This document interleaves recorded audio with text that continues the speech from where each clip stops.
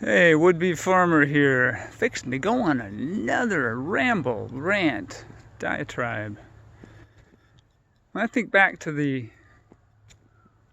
years before the Trump administration, I think back to 2008 to 2016, there were a lot of people upset.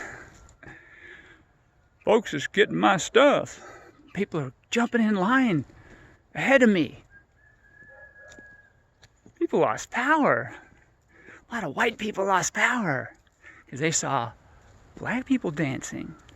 They heard Etta James at last. They didn't like this. They felt like they were slipping. Imagine that, losing power. They didn't want to share. A lot of folks didn't want to share. And they did. They felt like people were jumping in line ahead of them. People were taking their stuff. And you could hear it said, socialism, communism, they want free stuff. They don't want to work for it.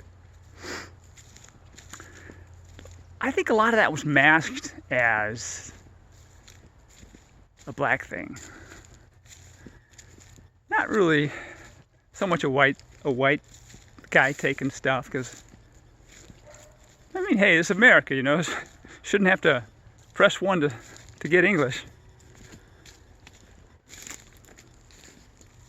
A lot of this was a black thing.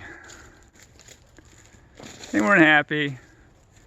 These race roaches were upset when Obama got elected and got re-elected. They were really upset. And then when Trump got in, the race roaches were dancing in the streets. They were so happy. Well, what is this? What is this thing?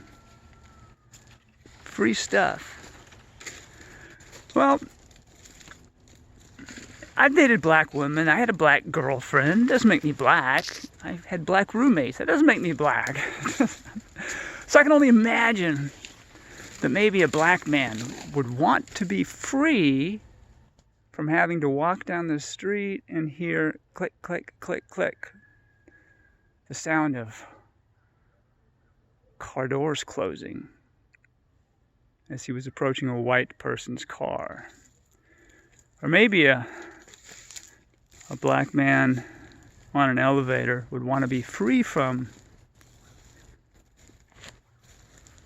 seeing a white woman get on there, see him, and then bounce off real quick and say, oh, I forgot something. Forgetting that she's worked with this guy for 3 years. I've seen that. I walked into an elevator.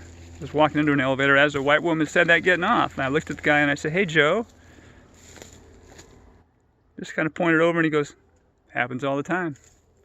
So I'm thinking maybe that's some of the free stuff black people might want. Or another thing I went through. When we moved here to Crescent City, get our new driver's license updated, get a address updated, get all the things done that you need to do when you get to a new county or a new state. There was a sign that said, must have 2 IDs, blah, blah, must have 2, blah, blah, all this stuff. We didn't. We only had 1 ID each.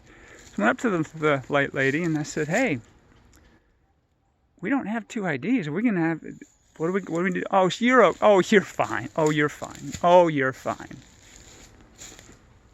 Okay. Okay, we're fine. Just wonder what it would have been if the name was Jamal or Habib or Manuel or Maria. I don't know. I'm just saying. When we got our place here, the realtor took us around to show us the area, and she said, oh, and this is where the Spanish people swim, and this is where the black folks do their fishing, and this is what blah blah. Maybe black people and Hispanic people want to be free from that. Maybe that's the free stuff they want. What do you think? Free? What a cash. I mean, what a cash. You think about African Americans. Speak about free. Didn't they give us 400 years of free labor? This country was built on the backs of blacks while it stepped on the backs of several red nations, of a red continent. Maybe they want to be free from that. And maybe white people should go, hey, you know what? This huge cotton empire that was built in the South become a world power. Maybe some of that generational wealth was built on all of that. And maybe the stock market in New York City benefited from that. Wall Street. Maybe the textile industries in New England benefited from this free labor for hundreds of years. And maybe that generational wealth was handed down. Maybe that's the free stuff. Maybe they want a piece of the pie. Is that free? Is it freedom? Is that American freedom? Well, what do you think?